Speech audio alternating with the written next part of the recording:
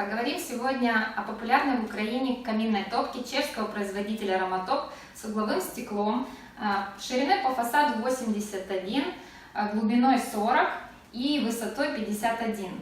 Эта модель стала популярной благодаря соотношению цены и качества изготовления. У этой модели механизм подъема двери вверх, иначе говоря, гильотина.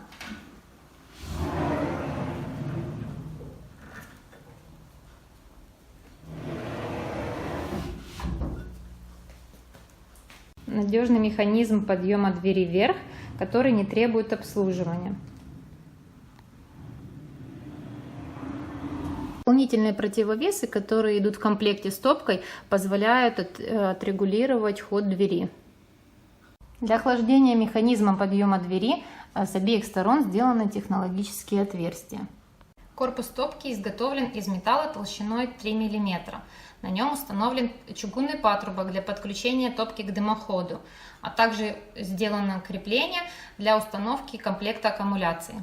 В комплекте поставки идет пакет документов на русском языке, инструкция пользователя.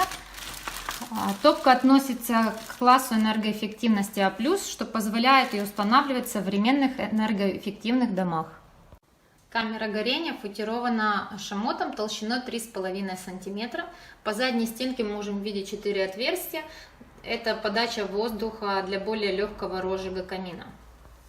По умолчанию в этой модели подовое горение, но при желании можно заказать сюда колосниковую чугунную решетку. Глубина камеры горения составляет 28 см. Регулятор подачи воздуха окрашен в цвет корпуса, и на нем есть указатель минимального и максимального значения. Удобная ручка.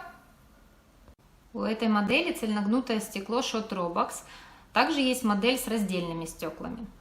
Для того, чтобы помыть стекло, необходимо выполнить достаточно простые манипуляции. С двух сторон двери сверху есть фиксаторы, гильотины, которые необходимо поставить перпендикулярно самому стеклу.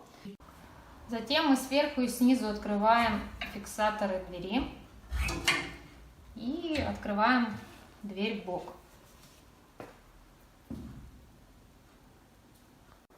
Справа и слева от стекла есть две транспортировочные планки, которые необходимо демонтировать перед монтажом.